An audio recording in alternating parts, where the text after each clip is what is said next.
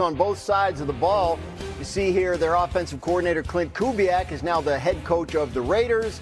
Star running back Kenneth Walker, who was Super Bowl MVP, now plays for the Chiefs. You see their assistant GM is now the GM of the Minnesota Vikings, Nolan Teasley. So they have a lot to address this off, or they had a lot to address this off season. But you know, they figured out who they needed to keep and who they wanted to build around. And Sam Darnold is going to be the quarterback there again, Mina. He had success in his first year, obviously, in Seattle. It went well for him, went well for them. But with all these changes and a new coordinator, what's the most important thing he needs to do to continue his progression there?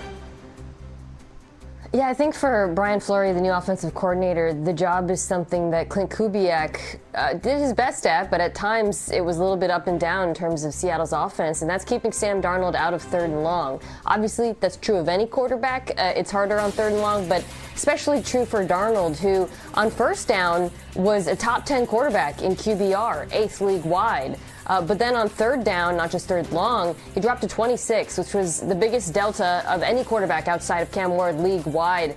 And there's plenty of reasons for that. You know, the Seahawks offense, pretty play-action-centric, which is obviously easier on early downs.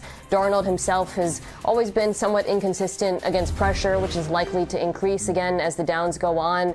But I think for Coach Fleury, finding a balance between efficiency and explosiveness on 1st and 2nd down is so important to getting the most out of Sam Darnold. And that starts with the run game as well, which is going to look pretty different with Jerry and Price.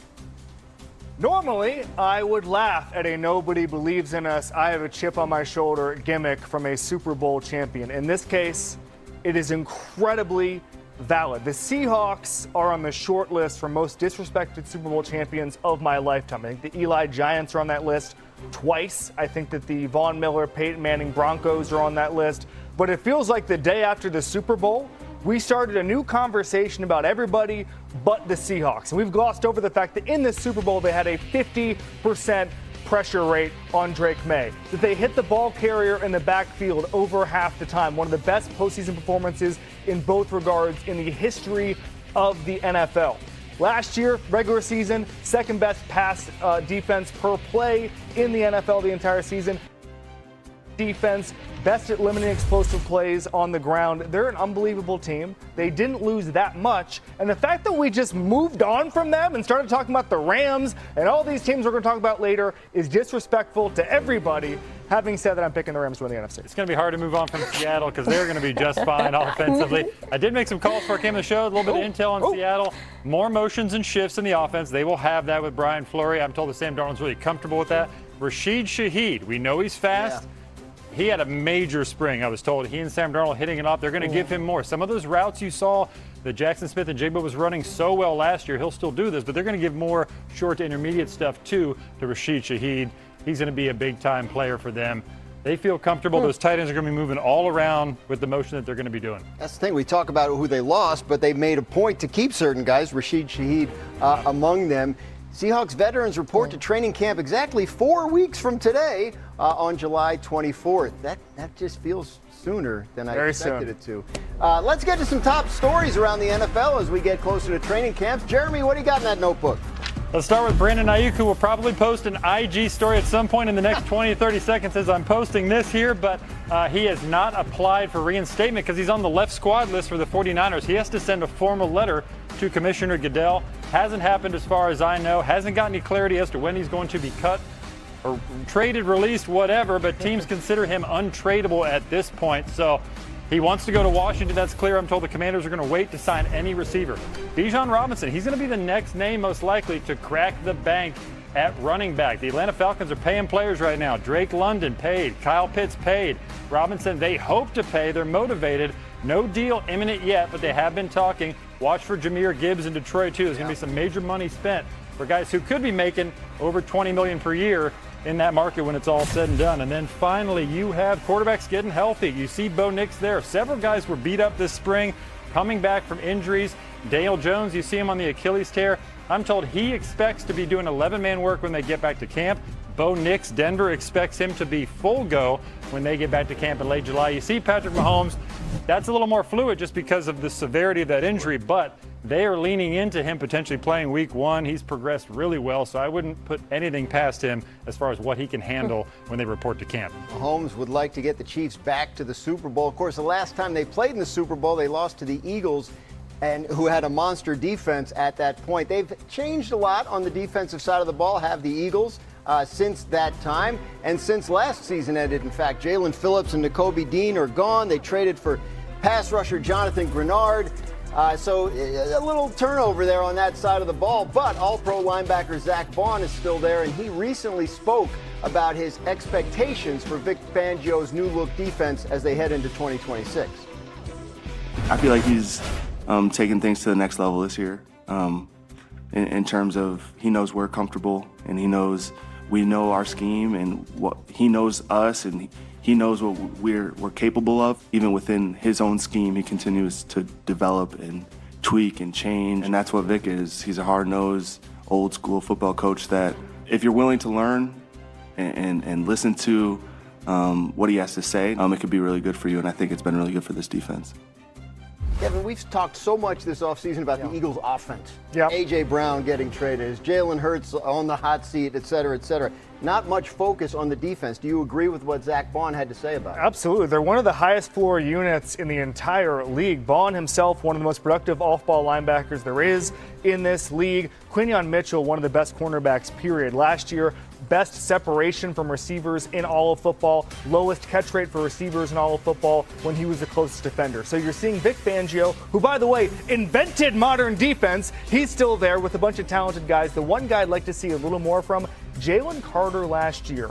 He had a career low in double teams faced, and yet had a career low in getting to the quarterback. I'd like to see a little more from him in a huge year, obviously. But this is a high floor unit. We talk about the offense because they're so high variable, but this defense has to be good for them to compete. I'm super high on the Eagles defense being as good as they were last season. I think it's going to be important, too, because with so many changes on offense, it might take a little bit of time, right, for the new offense with Sean Mannion as the coordinator to click, and the defense can hold them up during that period early in the season. The biggest weakness last year on the Eagles defense was that second cornerback position. They addressed it, adding Tariq Woolen, who I think is going to get his hands on a lot of footballs. The loss of Jalen Phillips, I know they wanted to re-sign him after trading for him. That's a big deal, but I do think Jonathan Grenard is a comparable player. And then one player who I'm really interested in watching this season and optimistic about is Jihad Campbell, who was their first-round draft pick last year. He didn't get to play a lot because Nakobe Dean took so many reps as a starter there. But when he did play, I think you saw flashes of why he went in the first round. The athleticism, the coverage ability, the playmaking. And that's a position where more often than not, it does take a second for things to really click in the NFL because it's so challenging. So if he can take that leap next to Zach Bond, I do think this has the makings yet again of another elite Eagles defense under Vic Fangio. Mina, the Eagles can make a compelling case that they have the league's best duo at two different positions. Defensive tackle, Jalen Carter, Jordan Davis. They were dominant last year. Although Carter, they want to see him do it more consistently. Cornerback, Quinyon Mitchell, Cooper DeJean. So when you have that, it's hard to be bad. Like, they're going to be in a position where they can carry this team early in the season. Remember, this is an offense in transition with Sean Mannion, new coordinator. They're going to be doing more play action, under center work. Could take them a little time to get their stride, so they're going to rely on Carter and that defense. Speaking of Carter, he's eligible for a contract extension right now. We saw what Jeffrey Simmons just got, about $35 million a year. That's the defensive tackle market. Will the Eagles meet him in that range will be a big theme this summer. Story to watch as we go through the summer, the Carter contract extension talks, if they are in fact happening. Only the Broncos have allowed fewer points per game over the last 2 years than the Eagles. Again, we talk so much about their offense, sometimes we forget. New on NFL Live from Adam Schefter. More bad news for Brendan Sorsby. The CFL will not allow Sorsby to join its league this season. In a statement to USA Today, the CFL said upholding the integrity of the league and ensuring fair competition are paramount to the CFL. The allegations involving Brendan Sorsby are serious and concerning. So Sorsby running out of options if he were inside tight end university. However, that is not the only new tradition that position group has started in the last couple of years. We take a look inside a tradition that's been going on for the past 5 seasons in the NFL and is near and dear to George Kittle's heart. It is National Tight Ends Day. Hannah Storm sat down with Kittle to learn all about the evolution of a holiday to honor the tight end. He is going off on National Tight End Day. I got you so good. Caught by George Kittle. How do you see the evolution of the tight end? Ooh, I really say like the last 10 years, more teams are like forcing the issue of using a tight end.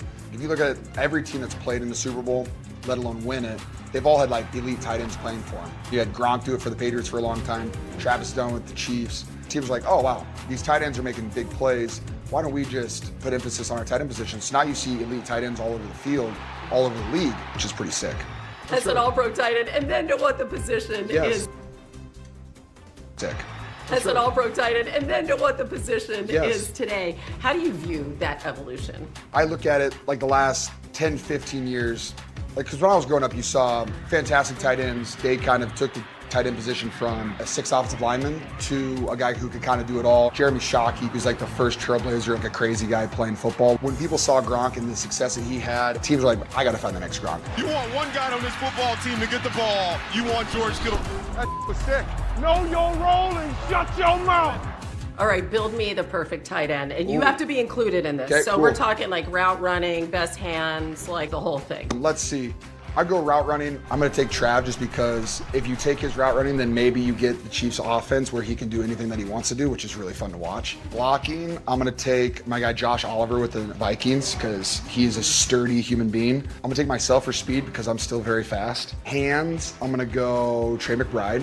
Very good. A ton of catches last year. Aura, I'm going to take TJ Hawkinson because he looks like a Viking. Oh, aura. Aura's very important. There's something about like tight ends and personality. Man, I done tripped over somebody's foot. No, you didn't. That was all me. I just think it's hilarious because like 90% of the NFL tight ends have the same sense of humor, and it's really funny. Tight end day, that was coined by Jimmy Garoppolo, right? was. That wasn't your idea, although you embraced it and made it into a national holiday. The following year, NFL was like, hey, we're going to do something with this. I was like, yeah, sure. Well, we can have some fun with it. And now it should be on your calendar. It's crazy. All these people came out for National Tight Ends Day. How beautiful. Happy Tight Ends Day to all you fellow tight ends. It's your birthday, right? National Tight Ends Day. Same thing, though.